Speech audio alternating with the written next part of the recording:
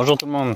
Donc aujourd'hui, on va tester les deux autres accessoires, taille-haie et débroussailleur de cette débroussailleuse multifonction Geotech pour laquelle j'avais testé dans la vidéo précédente. Donc j'avais fait l'assemblage, la mise en route et on avait testé la perche et la gueuse. Pour résumer vite fait le produit, moteur 4 temps, 36 cm3, 1,3 chevaux à peu près, transmission par arbre flexible et utilisation en mode sac à dos. Donc on va dire on a les mains libres et on utilise cette perche pour contrôler les outils qu'on va utiliser. Alors, petite précision avant. Je vous avais parlé qu'avec l'accessoire et la gueuse, que je ne savais plus si c'était moi qui m'étais trompé ou si eux m'avaient envoyé le mauvais accessoire, Agré Euro, là où je l'ai commandé, pour avoir une tête d'élagage orientable. Donc la partie tronçonneuse. Et en fait, c'est moi qui me suis trompé. Mais ils ont beaucoup de modèles et j'ai confondu. Ils ont aussi un comparateur qui est intéressant, on peut comparer je crois 5 produits, on les coche dans n'importe lesquels dans la liste, après on va au comparateur et c'est un peu plus facile de voir qu'est-ce qui change d'un appareil à l'autre. Mais pour les modèles multifonctions, ça se complique un peu plus parce qu'à chaque fois on rajoute aussi les différents accessoires. Donc au niveau moteur et tout, ça sera facile de comparer et pour le reste on peut s'y perdre un peu. Donc ils ont aussi la marque Blackstone, c'est quasiment les mêmes produits, il y a la couleur qui change surtout. Donc c'est le même moteur, mais il y a quelques petites différences. Par exemple, justement, sur la partie tronçonneuse. Donc les accessoires de coupe, que ce soit le taille-haie ou les lagueuses, les deux sont plus courts. Donc déjà, ça c'est une différence.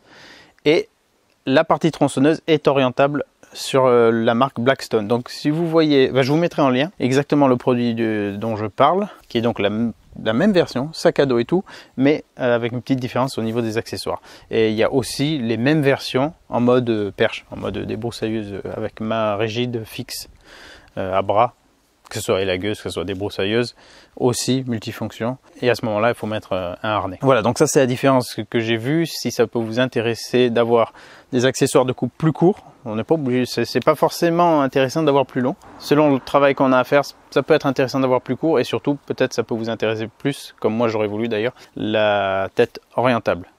Peut-être même qu'on peut acheter l'accessoire séparément. Je sais que les accessoires se vendent séparément. Peut-être que je pourrais prendre justement l'accessoire Blackstone pour celle-ci, à voir si les perches sont exactement pareilles. Ça c'est à préciser. Donc là on va tester ça. Taille-haie. Voilà, alors il y avait un protège-lame de chaque côté. Voilà ce qu'on a. Lui, normalement, on peut lui changer les positions. Une fois de plus, je découvre en même temps que vous. Ah oui, c'est par rapport à la perche. Tac, tac. Ah ouais, d'accord, ok. Donc lui, il va se monter via cette perche. Voilà. On enlève les deux capuchons, gardez-les, parce que comme ça, quand on stocke après les produits, on va éviter déjà qu'il y ait des saletés qui rentrent et surtout éviter de paumer l'arbre de transmission. J'ai vu ça avec les parties élagueuses, là comme j'étais en pente. Quand je posais la perche démontée, selon si on pose avec un petit peu de vitesse, c'est possible que ça se barre, quoi. Donc si ça s'enlève comme ça et que ça reste dans la forêt, qu'on n'a pas fait gaffe, on revient chez soi et puis on voit qu'il n'y en a plus qu'un tube en alu. C'est un peu dommage. Donc faites gaffe à ça. Les axes sont mobiles, ils peuvent sortir. L'avantage, c'est que ça peut se remplacer peut-être si ça casse. L'inconvénient, c'est que ça peut se perdre. Donc, gaffe à ce niveau. Le système de montage, il est par vis. Enfin, juste là pour le montage initial. Une vis à défaire ici. Ensuite, on mettra l'accessoire dedans. La vis dans ce trou, j'imagine. Et puis après, ça, on va le garder ensemble. Ça, c'est juste pour la livraison que ça arrive séparément. J'ai enlevé la vis ici et déjà je vois qu'il y a un sens. J'essaie de mettre ce côté dedans. Sauf que ce trou là n'est pas à la même distance du bord que celui-ci. Et quand on le rentre, l'autre côté, le trou il n'est pas en face de la vis. Donc là, il faut mettre le côté où il y a le moins d'espace. Ça va arriver en butée et là on voit le trou et on peut remettre la vis. Voilà. On resserre aussi celle du bas. Voilà. Ça c'était la petite clé qui était fournie avec les outils. Et ensuite je crois que c'est tout bon pour l'assembler sur la perche de la poignée. Voilà, j'essaie juste de trouver le petit cran de verrouillage, voilà, il est là.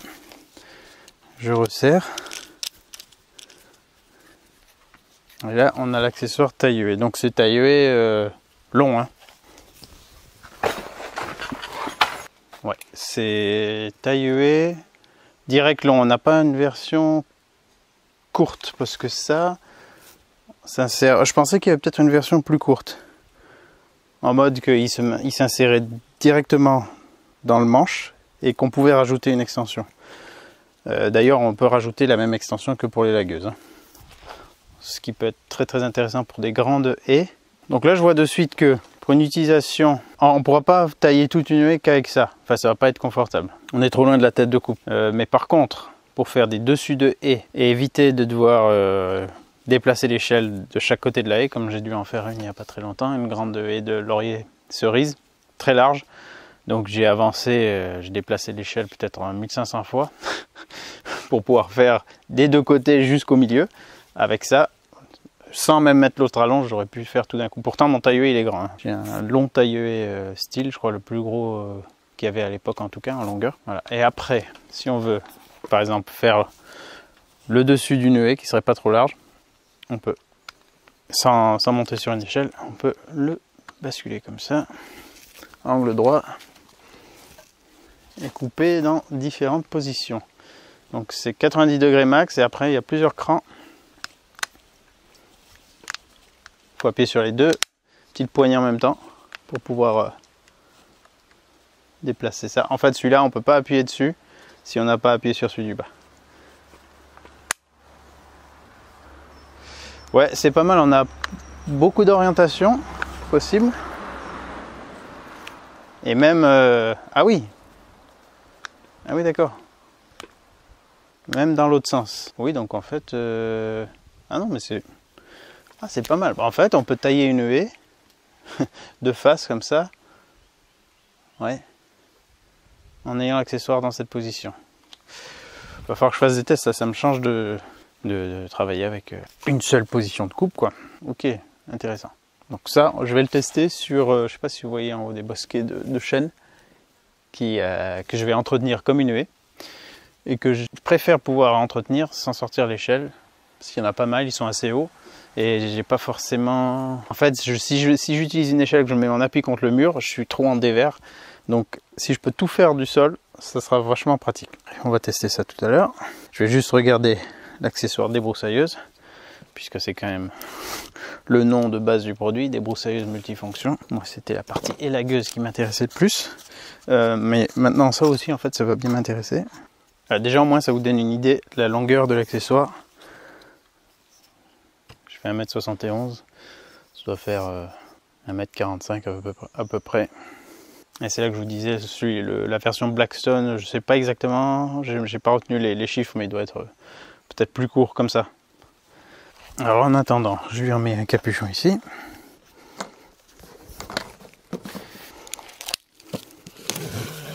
Et là, qu'est-ce qu'on a alors? On a un disque de coupe, qui est une sorte de trident.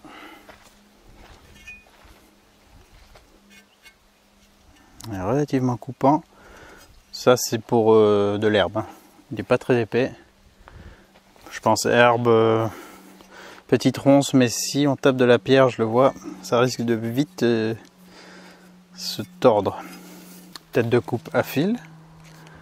Ah, automatique. Version auto-cut. Ouais, on va voir si à l'usage ça sort bien.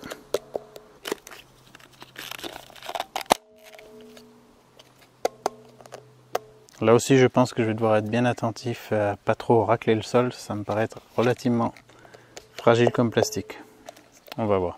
Donc elle est déjà équipée en fil. On a le mât, la tête, l'écrou nil stop, la rondelle, le cache. On va venir mettre comme ça.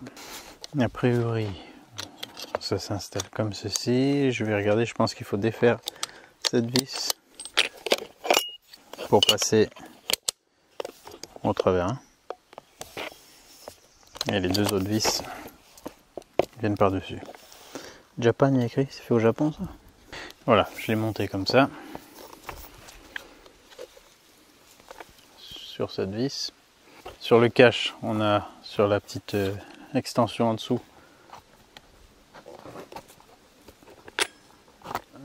le coupe-fil, on va dire. Si le fil est trop long, ça sera coupé à cette distance. Je vais monter la tête à fil justement. Alors, par contre, comment est-ce qu'on bloque? Comment est-ce qu'on bloque ça? Ah si, il y a un trou sur le côté. On a ce trou, on met dedans, on aligne celui qu'il y a derrière. Tac, c'est bien ça. Ouais, voilà. Et là, on peut enlever l'écrou. Pour la lame, alors là, on a cet élément. Alors là, c'est juste pour bloquer. Pour la lame, on le mettrait, d'après ce que j'ai compris,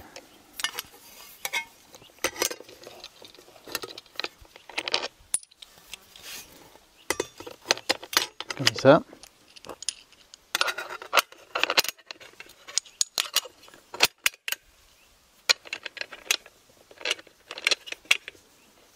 Ouais, comme ça. Et bien sûr, ça se visse dans le sens inverse des aiguilles d'une montre. Voilà, il faut maintenir le blocage derrière avec genre la clé Allen ou un tournevis pour pouvoir faire le serrage. Donc là, je ne serre pas à fond, donc ça va bouger. Et si on utilise la tête à fil, d'après ce que je comprends sur le schéma, on vient directement se mettre là-dessus.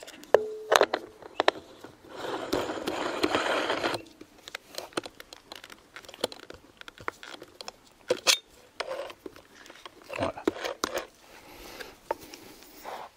Ça devrait être la bonne longueur, je pense.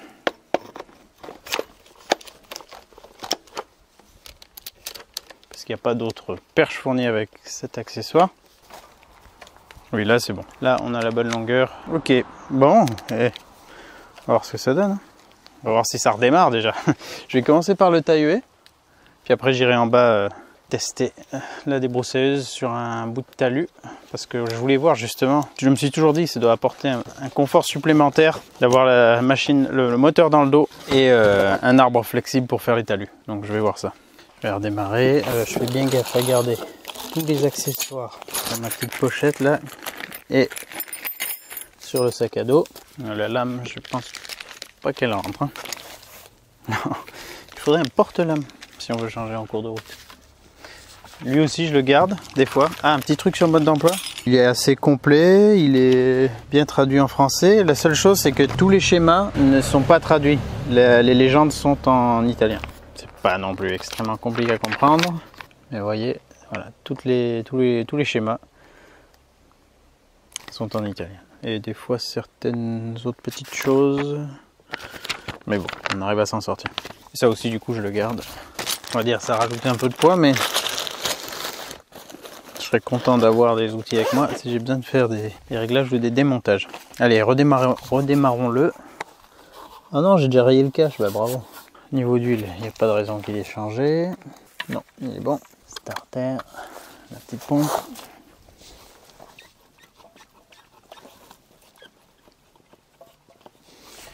Au niveau du manche, il n'y avait rien à faire à part mettre on. On ne met pas d'accélérateur ou quoi que ce soit.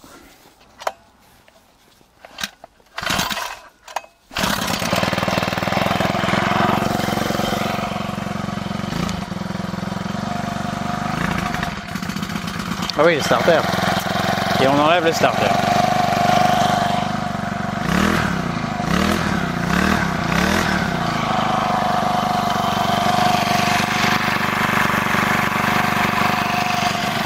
Ah oui, petit truc que j'avais pas installé dans la dernière vidéo, c'est ces sangles là, il fallait les relier ici là. Moi j'avais pas capté. Du coup j'avais peut-être un moins bon positionnement du sac. Hein, bon, ça m'a pas gêné sur le moment. Comme je vous disais, je vais attaquer avec ça. Je l'installe. Je suis trop curieux de voir comment ça va faire. Là aussi il y a deux graisseurs. Là et là. J'espère que c'est graissé d'usine quand même. Je vais tester direct comme ça. Ça c'est bien de penser à le faire périodiquement aussi. Hein. Allez, je redémarre. Puis on va faire ses premiers tests.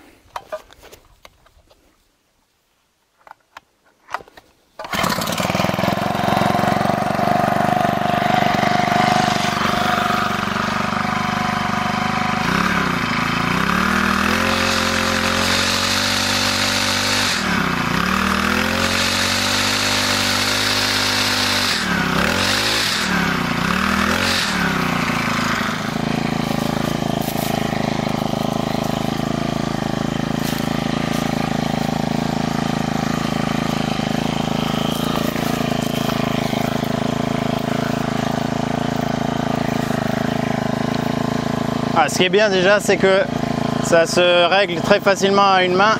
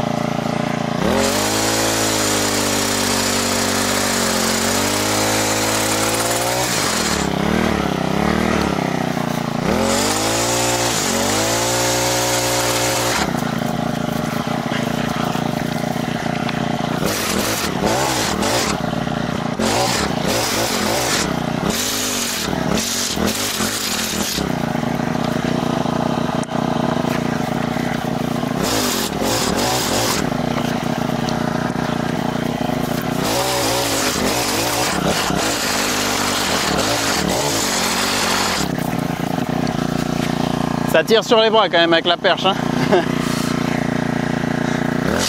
Mais ça évite de devoir faire beaucoup de déplacements d'échelle et de travailler dans des positions scabreuses.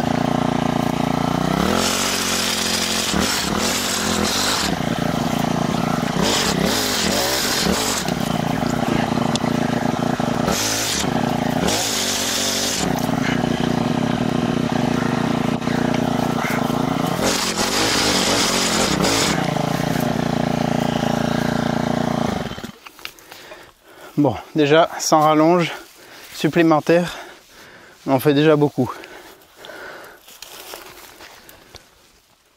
Ah ouais, c'est pas mal, putain, ça va me servir si je dois refaire cette EV.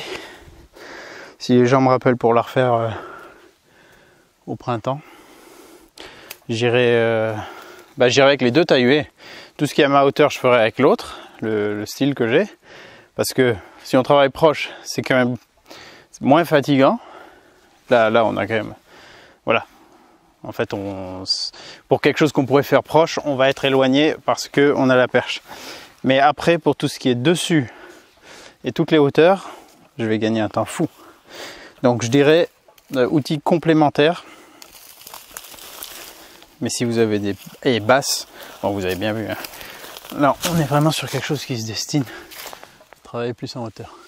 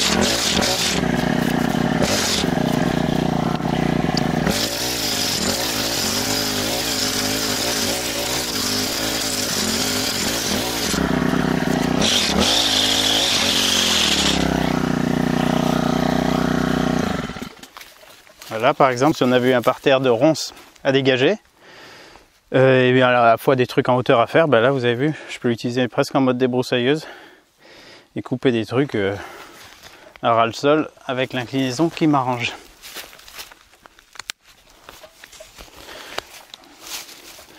Ouais, en fait selon la taille qu'on fait, moi, comme je suis assez petit, il faut que je la mette plus en avant. Puis après, ouais, on fauche. Pas mal, pas mal.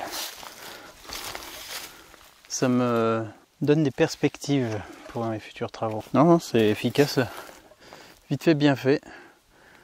Entretenir des chemins où on aurait vraiment ouais, un peu plein de coupes à refaire.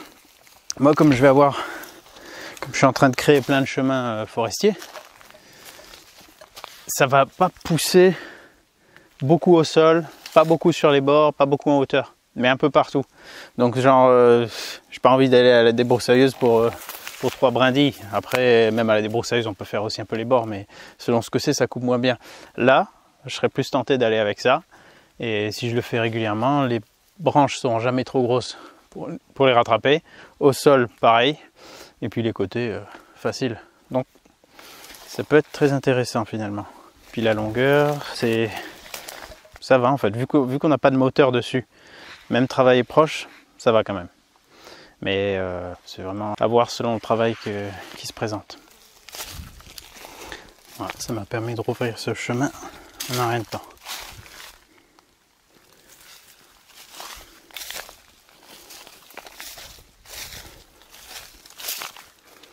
Parce que vous voyez là quand même, on a le mur. Après, tout ça au-dessus, si je veux pas qu'ils reprennent une ampleur de folie, il faut que je les contienne. Et donc je pense les garder en bosquet, tailler 1 ou 2 fois par an. Je pense que ça va être bien comme ça.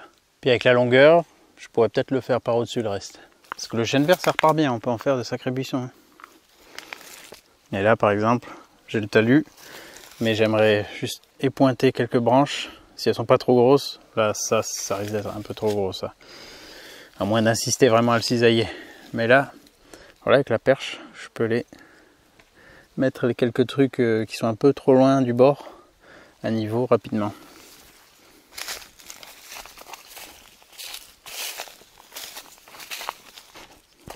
Et je viens de voir qu'on a la position de rangement aussi. Donc en gros, il va de cette position, angle droit, en mode on fait un dessus de V.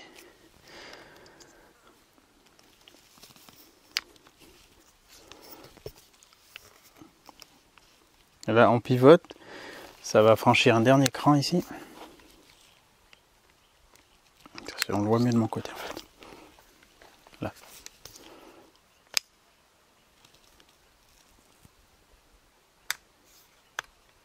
Voilà. On met les caches dessus.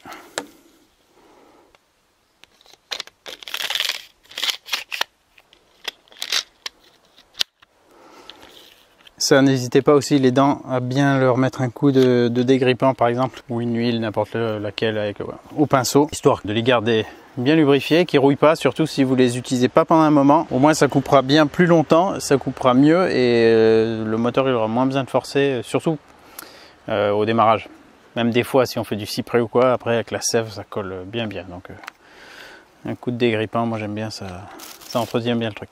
Allez, on va passer à la débroussailleuse. Donc je vais tester le fil dans un talus. Ça aussi je pense qu'ils ont fait exprès que ça soit fin. Parce que comme on est sur un arbre de transmission flexible sur la première partie, si on avait quelque chose de vraiment costaud et qu'on tape des pierres, un piquet ou n'importe quoi et que ça se déforme pas, c'est possible que ce soit le flexible qui pète. Donc ouais, c'est peut-être bien finalement que ce soit assez fin, mais dans tous les cas c'est pas fait pour faire du gros boulot, hein. Ça sera pour voilà, du petit débroussaillage, fauchage, d'entretien, mais pas pour du défrichage quoi.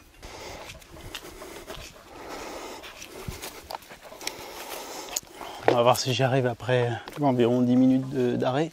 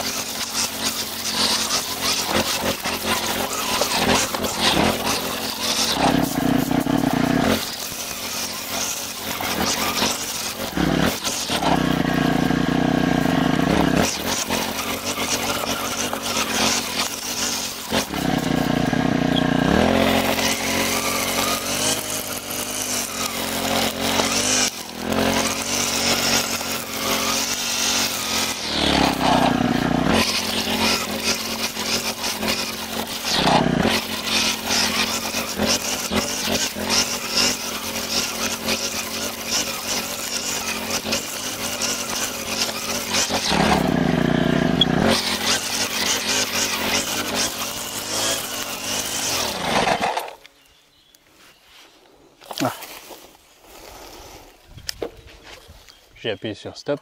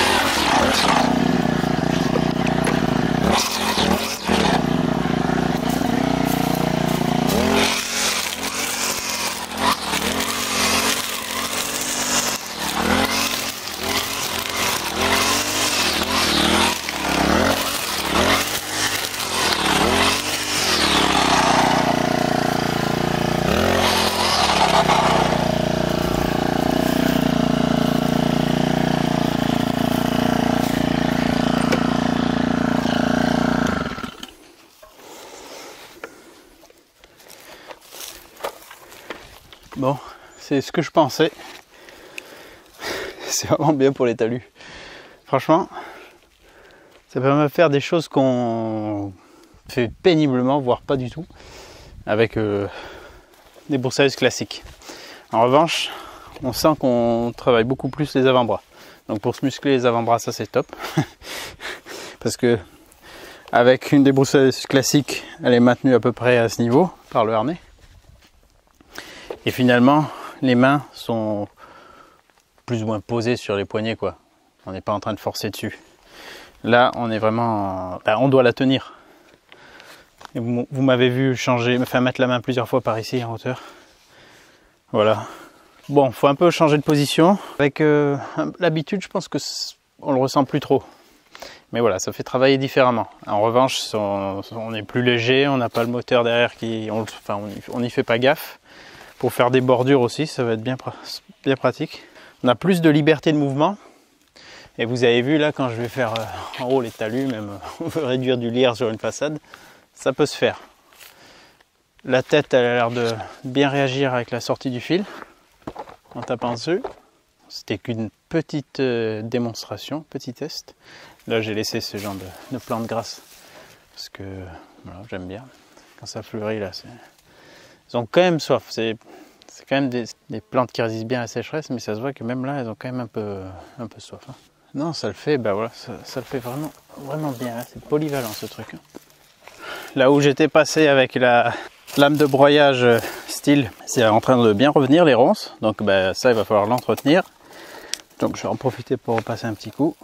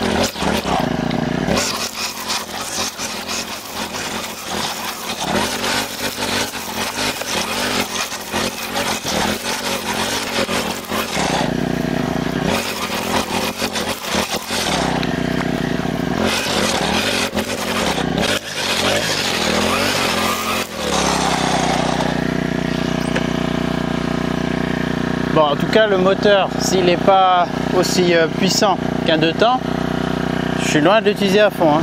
Ça fait quoi si je suis à fond?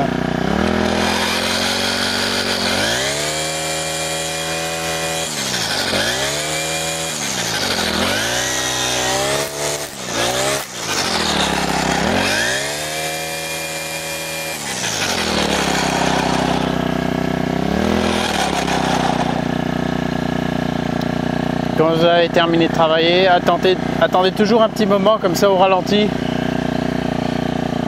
avant de couper. Vous pouvez regarder le travail qui a été effectué.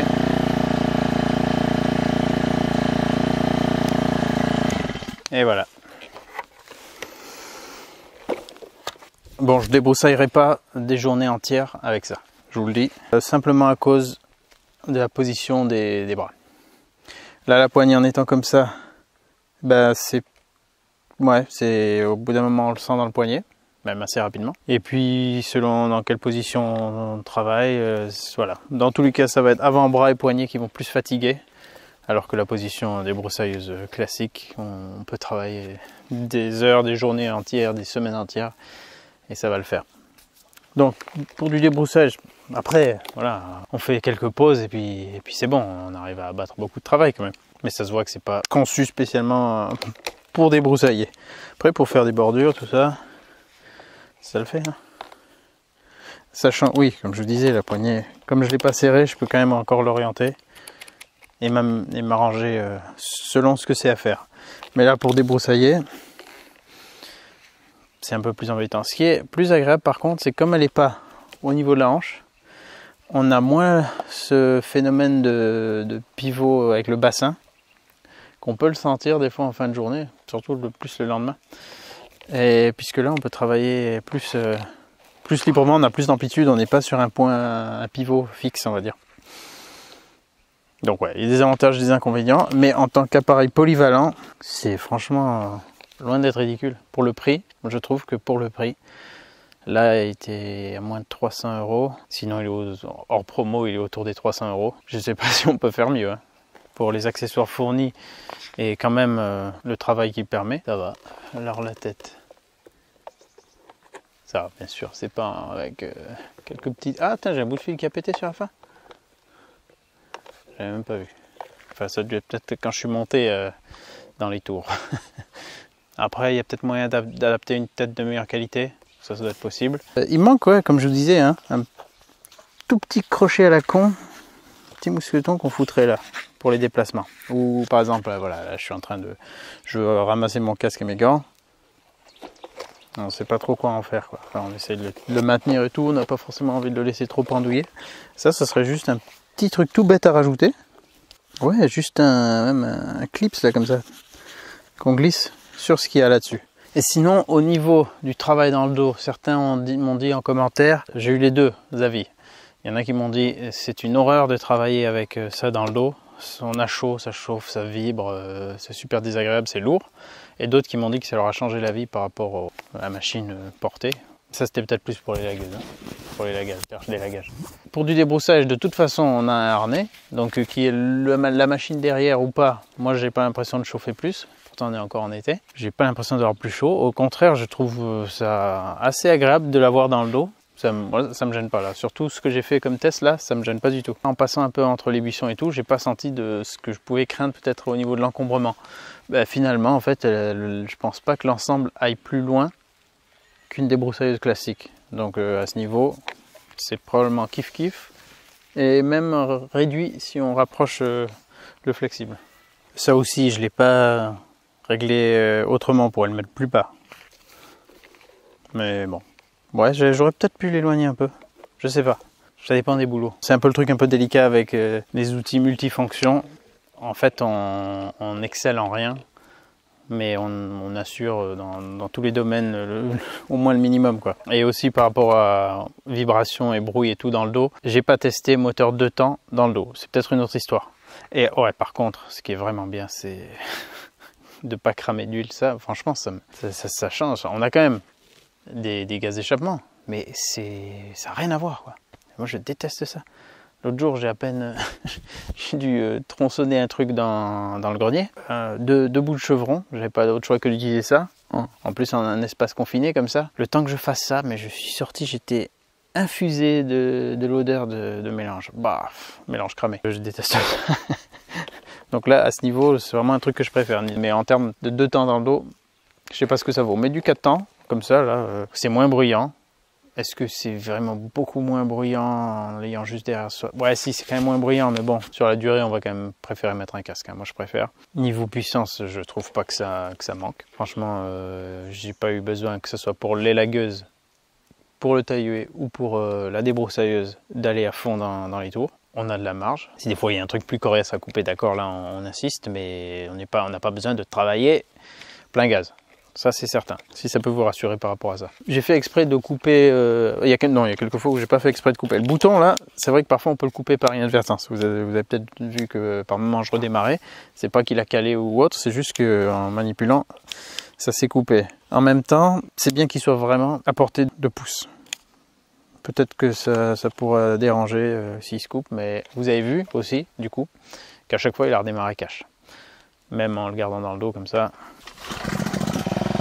Même pas avec un lancer complet, quoi.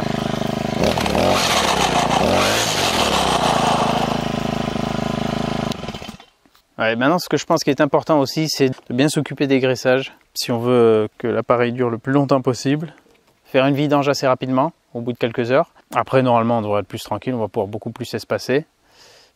Surveiller aussi le graissage des têtes quand il y a des graisseurs, des axes cannelés là quand on les emboîte. Il y a déjà de la graisse, mais surveillez qu'il y en ait toujours. Le flexible, on sent qu'il chauffe quand même. Là dedans, je sais pas s'il faut le graisser lui ou comment ça s'entretient. Ça, je sais pas trop. Est-ce qu'il faut y faire quelque chose? Je sais pas. Mais ça, c'est sur la durée que je pourrais vous dire si ça tient vraiment le coup. Bon, bah sur ces premiers tests, on va dire que je le sens bien. Le moteur a l'air fiable et performant, suffisamment pour tout ce que j'aurais à faire. Je ne vais pas dire que je suis conquis par le moteur 4 temps, parce que c'est pas radicalement différent, mais il y a quelques avantages non négligeables. Et surtout, j'avais peur que ce soit peut-être un peu faiblard, mais en fait, pour l'instant, j'ai pas ressenti de problème. Ça va m'intéresser peut-être pour de futures machines aussi, de rester sur du 4 temps. Je serais curieux de tester l'équivalent, en Honda aussi d'ailleurs. Ouais, de voir, parce qu'ils ont vraiment la même chose, même sur Agri Euro, regardez. Je vous mettrai le lien dans la description si vous voulez. C'est, je crois, 2 fois plus cher ou presque en Honda. J'imagine que du coup on a la qualité Honda et je serais vraiment curieux de voir tous les accessoires et tout. Comment, si on sent réellement une différence, parce que la poignée, il me semble pas qu'elle soit différente, donc on rencontrerait à peu près les mêmes problèmes au niveau peut-être fatigue des avant-bras. Mais ouais, ça serait intéressant de comparer voilà, du haut de gamme avec de l'entrée de gamme. Mais franchement, si vous avez plein de petites choses à faire, je trouve ça plus intelligent d'avoir un moteur qui du coup va pas tourner comme pour un pro tout le temps, mais qui va vous permettre d'utiliser plusieurs accessoires. C'est un peu bête d'avoir un moteur pour une débroussailleuse, un moteur pour un taille-haie, un moteur pour... Si le moteur il va pas beaucoup tourner dans l'année, autant avoir le même, des accessoires différents. Et en plus, le plus gros bémol serait pour moi sur la position des bras par rapport à une débroussailleuse classique. Sinon, pour les lagueuses, je pense que c'est mieux ça qu'une perche. Enfin, d'une pièce quoi, avec le moteur au bout. Pour le taille-haie, surtout à rallonge, c'est mieux comme ça, parce qu'on n'a pas à gérer en plus le poids du moteur. Franchement, là, de l'avoir dans le dos, ça change la vie, parce que ça fait quand même... là, et encore, j'ai pas testé sur le taille-haie l'extension encore. Donc si on a toute cette longueur, plus le moteur, même si on prenait en 2 temps et que c'est un peu plus léger, ça fait quand même un truc dans les bras. Alors je vais pas vous dire qu'on sent rien, hein. Je le remets correctement parce que juste sur une épaule comme ça, ça tire un peu. Je vais pas vous dire qu'on sent rien en travaillant en hauteur, c'est sûr qu'il va falloir faire des pauses et tout, mais est-ce que vous préférez travailler à l'échelle, la déplacer et tout, monter, changer de côté, aller de l'autre côté de la haie, ou des fois même on n'a pas d'accès, ou faire quelques pauses parce que ça fait quand même un accessoire assez long au bout des bras et on sent l'acide lactique qui cumule. Moi je préfère pas monter sur l'échelle. Donc ça c'est à vous de voir. Mais la polyvalence, le rapport prix, polyvalence et qualité, ça on verra dans le temps, me paraît vraiment imbattable. Voilà, mais en tout cas n'hésitez pas une fois de plus à laisser vos avis. Si vous me dites que vous n'avez pas aimé votre version dorsale par exemple, précisez-moi si vous parlez de 2 temps ou 4 temps aussi, parce que 2 temps avec les vibrations peut-être que ouais. Bon là sur les ressorts franchement, à part à la limite ça fait un léger massage. Franchement c'est pas le truc où on ressort de là tout vibrant quoi. Non, non, ça le fait bien une fois si j'ai l'occasion. J'essaierai de faire genre une demi-journée complète à reprendre un bout de terrain, le refaire complètement. Donc débroussaillage, élagage, de taille-haie s'il y a besoin. Puis voir un peu comment elle tient sur la durée, comment moi je tiens aussi avec les positions que m'impose la machine. N'oubliez pas, dans la description, il y a un code promo qui est valable quelques mois. Vous trouverez tous les liens utiles et n'oubliez pas, c'est en faisant qu'on fait. J'espère que ce test aura pu vous donner un avant-goût de ce qu'on peut attendre de ce produit, vous aider à faire un choix et surtout vous éviter d'être déçu si vous avez pu déduire que tel ou tel paramètre ne vous satisfaisait pas. Voilà. Allez, à très bientôt dans une autre vidéo. Moi, je continue de le tester et je vous ferai bien sûr des retours, que ce soit positif ou négatif, s'il y a lieu d'en faire. Et je vais voir si moi je peux me bricoler un petit truc quand même là, histoire de pouvoir me l'accrocher à la ceinture. Ce sera beaucoup plus pratique. Le harnais, confortable, rien à dire. S'il se déchire pas, s'il se casse pas, franchement il est bien. Et puis là maintenant avec les sangles en haut, je peux pas dire que je sente vraiment une différence, mais je crois que le moteur il penche moins en arrière. Je crois que c'est surtout ça, ça le garder l'ensemble plus droit. Donc voilà, écoutez. Puis le look de chasseur de fantômes inimitable, ça quand même, c'est assez stylé. Allez, à bientôt. Ah, et pour ces tests, ce que j'ai consommé. Donc j'ai pas du tout remis le carburant. Voilà où est le niveau. Donc ça consomme vraiment pas grand chose. Hein.